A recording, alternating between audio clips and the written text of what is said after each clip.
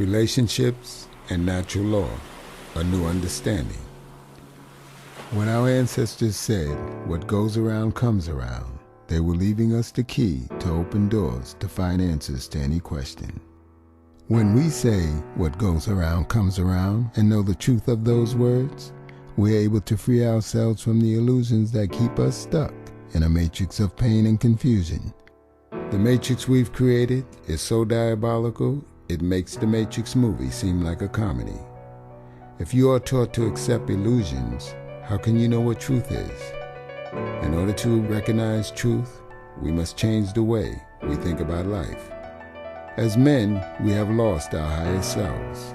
When this happens, we lose women, children, and cannot find answers to the challenges we face. The best way out of this dilemma is to learn to think conceptually. We are all on a personal journey and tend to look at life from a personal point of view. The personal point of view will not provide answers. We must learn to think conceptual thoughts, to see things as they are and not as we like them to be. If the concept is negative, the results will produce pain. Everything is in a circle. Our planets, ourselves, our thoughts, everything. When you look into a mirror, you see yourself. When the mirror is removed, everything you see in front of you is still you. It's not possible to see anything else but yourself, including your perception of people, places, and things. We must begin with understanding the relationship between women and men. Life is in a circle. Women represent the circle. Men who pay attention to the challenges women face are standing in the center of the circle and will eventually see what is going on in order to find answers. When we understand that everything is in a circle, we will know that reincarnation is a part of life's cycle. We will also know that the sexes are interchangeable. Men come back as women, and women come back as men, depending on the lessons needed to evolve to become the greater you. I have listened to some of the great thinkers and healers and respect them all. I have paid special attention when they discussed how to raise our consciousness. We will never be able to raise our consciousness until men completely accept women.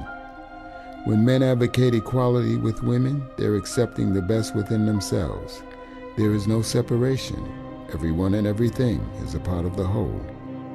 When we understand this, we will know everyone is spiritual, everything is learning, and anything we pass judgment on sets us up to repeat the experience. There are no victims, and no one can do anything to anyone. If I shoot you, I did not shoot you, I shot myself.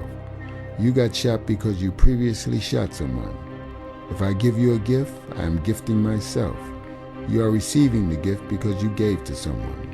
We are all each other's facilitators, and what goes around always comes back around. When you know that women react to what men do, you will understand that women make a difference, but men make the difference.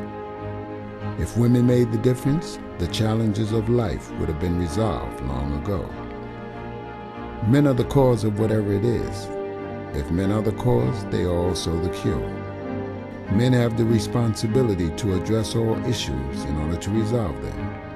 If they are not able to do this, they will come back in their feminine form in order to experience the lesson from their feminine side. This happens so that the masculine energy can feel the experience more deeply and learn to appreciate the oneness in everything. On this third dimensional plane, we are all on a personal journey in these genetic suits we wear in order to learn what we need to know. The lessons will be repeated for as many lifetimes needed until one is tired of accepting pain. There are only two choices in life: learning from pleasure or learning from pain. Our ancestors told us to keep it simple. We added the word stupid to point out our inability to keep it simple. There are two simple steps that give us a chance to have successful relationships. Men must keep their word when they give it, and women must put their feelings aside and focus on treatment. There is no separation. Everyone and everything is a part of the whole. There is no blame, there is no right or wrong, and there is no good or bad. It's all learning. There's a saying in the teaching world: tell them what you're going to tell them, tell them again, and then tell them what you told them. The repetition is necessary because we are born into a matrix that we've created, and we've set up institutions to feed the system that keeps us there. We were created in light. In order to appreciate the light, we had to experience darkness. If Eve and Adam had never bitten into the apple, they would have still been dismissed from the garden. I heard a famous athlete say his particular sport is sacred. The only thing sacred is our relationships with each other, and the most important relationship is with our mates. Men are like seeds put into the ground. Whatever kind of seed planted is the kind of plant that will grow. Women represent the ground, and whatever kind of seed accepted becomes the type of journey they will have. There was a comedian named Bill Hicks who died in the 90s. He said, "Matter is merely energy condensed to a slow vibration. We're all one consciousness experiencing itself subjectively. There's no such thing as death. Life is just a dream, and we are the imagination of ourselves."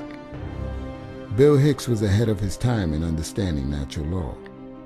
Our ancestors left us the natural laws so that we can find our way back to the light.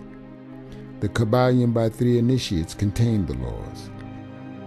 The Problem with Women is Men by Ron Seaborn will help us apply those laws. Love and Knowledge, Renyo Mindseed.